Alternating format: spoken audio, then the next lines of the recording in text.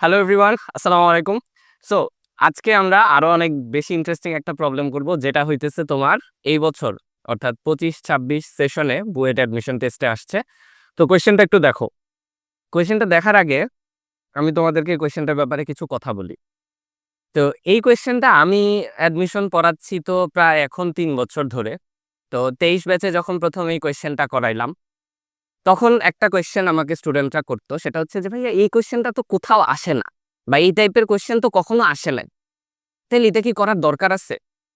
24-এ করাইলাম একই কোয়েশ্চেন স্টুডেন্টদের, যে ভাইয়া এই টাইপের কোয়েশ্চেন তো কখনোই আসে না, এটা করে কি লাভ? 25-এ অ্যাডমিশন না করাই, কিন্তু প্রি অ্যাডমিশনের স্টুডেন্ট যখন পড়াইছি সেম, সবার কনসার্ন এইটাই, যেটা তো কখনো আসে নাই।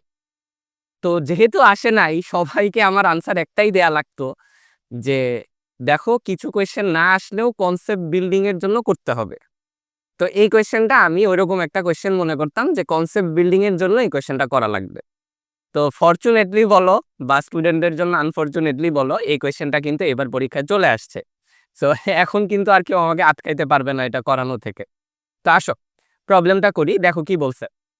বলছে যে একটা পরাবৃত্ত আছে y² = 8x। সো এই মনে করো তোমার প্যারাবোলা। এখন এই প্যারাবোলার যে স্পর্শক জোড়াগুলো, মানে কি, মনে করো তুমি দুইটা স্পর্শক আঁকলা, তিনটা আঁকি চলো। ধরো এটা একটা স্পর্শক আঁকছো, ধরো এটা একটা স্পর্শক আঁকছো, ধরো এইটা আরেকটা স্পর্শক আঁকছো। ওকে, আচ্ছা। তো খেয়াল করো, এই স্পর্শক দুইটা যে অ্যাঙ্গেলে ছেদ করছে আর এই স্পর্শক দুইটা যে অ্যাঙ্গেলে ছেদ করছে, দুইটার কিন্তু মাঝের অ্যাঙ্গেল সেম না। ধরো এই দুইটা স্পর্শক যে অ্যাঙ্গেলে ছেদ করছে সেটা হচ্ছে থিটা।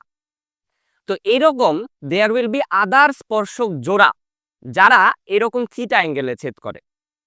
বুঝতে পারলা? এরকম আরো একটা জোড়া বানানো যাবে। ধরো এটার সাথে আমরা এখান থেকে কোনখান থেকে নিলে ভালো হয়, ধরো আরেকটা থিটা বানানোর যদি চেষ্টা করি, ধরো ধরো এরকম করে নিলাম আমরা। ধরো এইটাও তোমার কি হলো, এইটাও মনে করো তোমার থিটা হলো। ধরো আমি যদি ভিন্ন কালি দিয়ে দেখাই তোমাকে,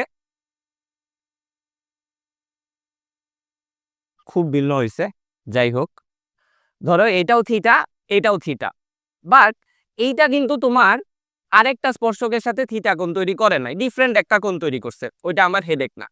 সো যেই স্পর্শক জোড়াগুলো থিটা কোণ তৈরি করে, তাদের যে ছেদ বিন্দু, এই মনে করো এইটা একটা, এই মনে করো এইটা একটা, এই ছেদবিন্দুগুলোর সঞ্চার পথ বের করতে হবে, এই ছেদবিন্দুগুলোর সঞ্চার পথ বের করতে হবে।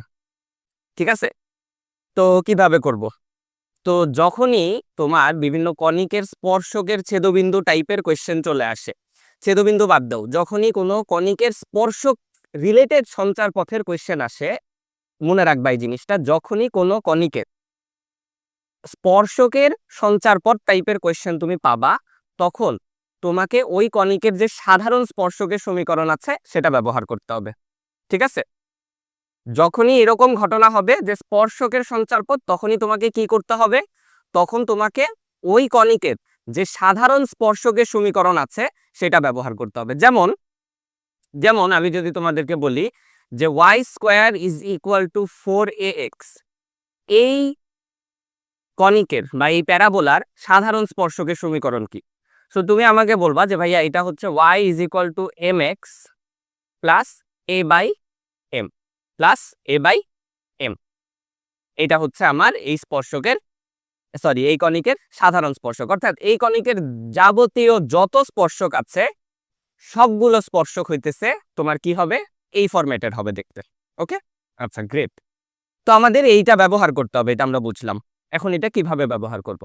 ওকে, আসো দেখো, কণিকের প্রশ্নে না, সঞ্চার পথের প্রশ্নে, যখনই তোমাকে সঞ্চার পথের প্রশ্ন দেয়া হবে, তখন তুমি সঞ্চার পথ যেটা হবে তোমার, সেটাকে তুমি শুরুতেই কিছু একটা ধরে নিবা। তুমি ধরে নিবা যে তোমার সঞ্চার পথটা হচ্ছে, বা তোমার চলমান বিন্দুটা হচ্ছে আলফা কমা বিটা, বা তোমার যা ইচ্ছা তুমি ধরতে পারো। ধরো আমি ধরে নিলাম আমার চলমান বিন্দু হচ্ছে আলফা কমা বিটা। ঠিক আছে, আমার চলমান বিন্দু হচ্ছে আলফা কমা বিটা। এখন এই চলমান বিন্দু থেকে আমি কি করব, এবং এই চলমান বিন্দু আমার প্যারাবোলার বাইরে, এটা আমার পরাবৃত্তের বাইরে অবস্থিত।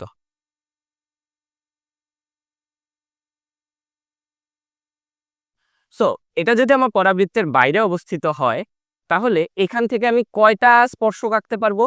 দুইটা আঁকতে পারবো, রাইট? দুইটা স্পর্শক আঁকতে পারবো। ওকে, এখন আমার এই যে কনিকটা, এই কনিকের জন্য আমার এই ইকুয়েশনটা দেখতে কেমন হবে? এই কনিকের জন্য তুমি যদি এটাকে একটু সাজায় লেখো, ওয়াই স্কোয়ার সমান কি 4 × 2x।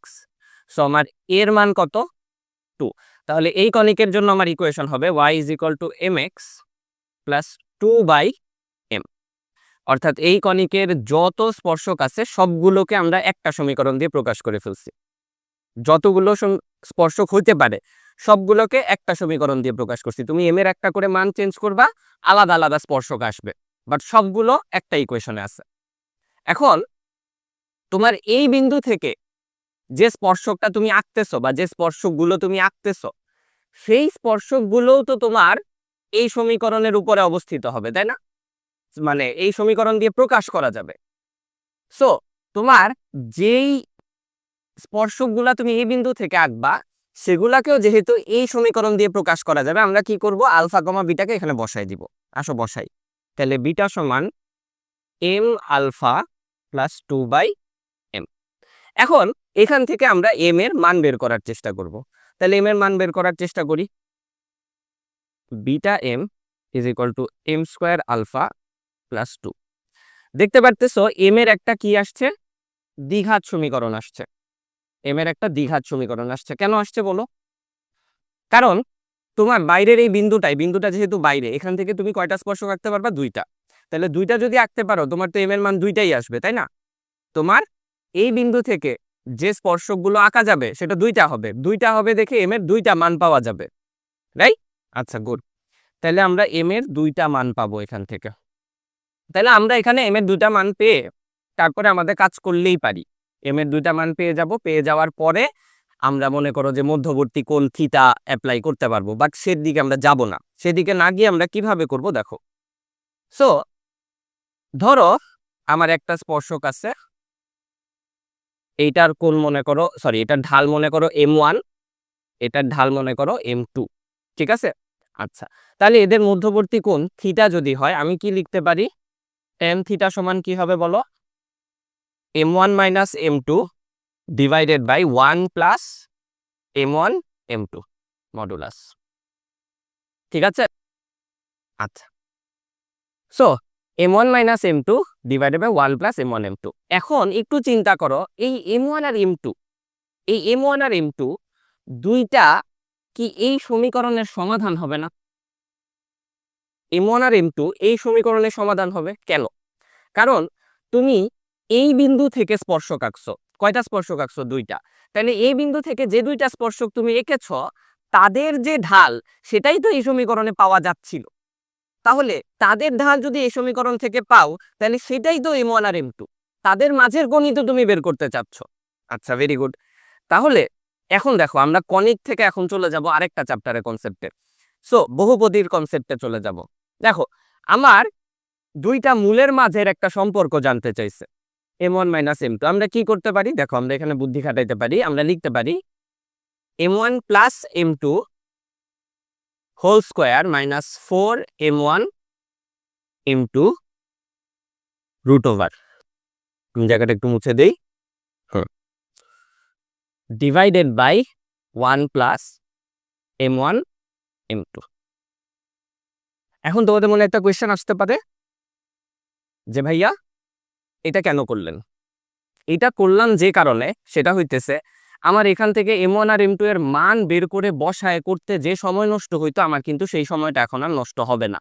আমি m1 প্লাস m2 আমি একটা দ্বিঘাত সমীকরণ দেখলেই বলতে পারি যে তার মূলদ্বয়ের সমষ্টি কি হবে, একইভাবে তাদের মূলদ্বয়ের গুণফল কি হবে সেটাও আমি এখান থেকে দেখেই বলে দিতে পারি।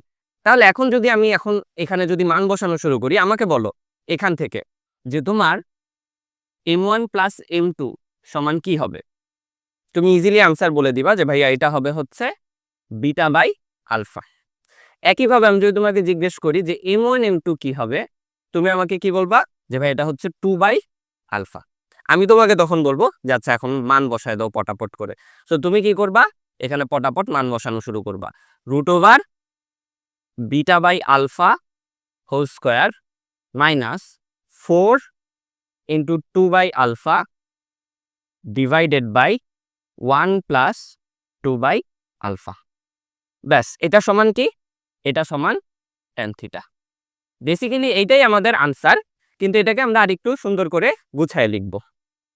তো আমি এটাকে এখানে একটু কাহিনী করি। আসছে, কপি পেস্ট। সো এটাই আমাদের আনসার, কিন্তু এটা লিখলে না আসলে মার্ক দিবে না। দেখো আলফা আর বিটা কি ছিল ইনিশিয়ালি, একটু চিন্তা করো তো। আলফা বিটা কি ছিল? আলফা আর বিটা ছিল হচ্ছে তোমার চলমান বিন্দুর ভুজার কোটি। সো এখন আমরা এখানে আলফা আর বিটার জায়গায় কি করব? এক্স ওয়াই নিয়ে আসবো জাস্ট, কারণ আমরা যখন সঞ্চার পথ বের করতেছি ওটা তো একটা ইকুয়েশন, তো ইকুয়েশনকে আমরা এক্স আর ওয়াই দিয়ে প্রকাশ করে থাকি, তো সেই জন্য আমরা আলফা আর বিটার জায়গায় আবার আমাদের এক্স আর ওয়াই নিয়ে আসবো। ঠিক আছে, আচ্ছা তাহলে আসো বসাই। Y square by X square minus 4, আচ্ছা এখানে 8 by X root over divided by 1 plus 2 by X সমান হচ্ছে tan থিটা। ব্যাস, আমাদের অ্যাকচুয়ালি আমাদের কাজ শেষ।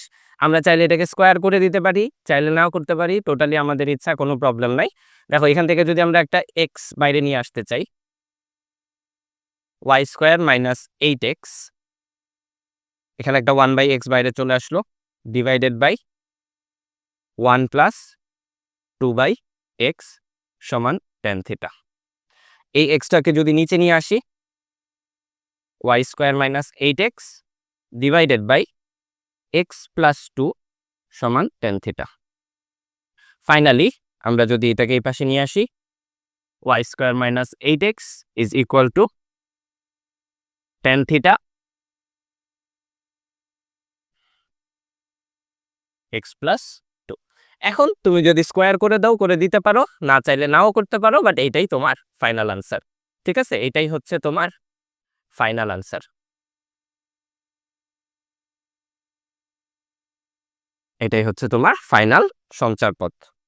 ঠিক আছে, সো দেখো কত চমৎকার একটা কোয়েশ্চেন। অবভিয়াসলি আশা করি তোমরা বুঝতে পারতেছো যে কেন স্টুডেন্টরা বলতো যে ভাই এটা তো করা লাগে না, কেন করব। অতটা স্ট্রেট ফরওয়ার্ড না, বাট খুব সুন্দর করে তোমার 3টা ডিফারেন্ট চ্যাপ্টারের কনসেপ্ট এক জায়গায় কম্পাইল করা হয়েছে। তো আশা করতেছি প্রবলেমটা তোমরা ভালো করে বুঝছো। যদি প্রবলেমটা বুঝে থাকো তাহলে নিজে আরেকবার না দেখে করার চেষ্টা করবা প্রবলেমটাকে একটু চেঞ্জ করে অন্যরকম কোনো প্রবলেম বানানো যায় কিনা, চেষ্টা করবা অন্য কোনো কনিকের উপরে সেম প্রবলেম অ্যাপ্লাই করে করা যায় কিনা। ঠিক আছে, চিন্তা করবা যে থিটার মান যদি 90 ডিগ্রি হয় তাহলে কি হবে। ঠিক আছে, অ্যাকচুয়ালি এটা আমি বলেই দিই তোমাদেরকে। থিটার মান যখন 90 ডিগ্রি হয়, কনিকের জন্য আমরা ওই সঞ্চার পথটাকে ডিরেক্টর সাইকেল বলি। ঠিক আছে, যেমন পরাবৃত্তের ডিরেক্টর সাইকেল হচ্ছে তার ডিরেক্ট্রিক্স বা নিয়ামক রেখা। বৃত্তের জন্য হচ্ছে তোমার আরেকটা সার্কেলই হয়, উপবৃত্তের জন্য সার্কেল হয়, আবার অধিবৃত্তের জন্য সার্কেলই হয়। তো যাই হোক, অন্যান্য অ্যাঙ্গেলের জন্য কি হবে সেটা একটু নিজেরা এক্সপ্লোর করবা, এবং আমি এইটা রিলেটেড কোনো একটা প্রবলেম আর একটু সুন্দর কমেন্টে দিয়ে দেওয়ার চেষ্টা করব। সো আশা করতেছি তোমরা প্রবলেমটা বুঝতে পারছো। ইনশাল্লাহ আবার তোমাদের সাথে দেখা হবে অন্য আরেকটা প্রবলেম নিয়ে। সবাই ততক্ষণ ভালো থাকবা, সুস্থ থাকবা। আসসালামু আলাইকুম।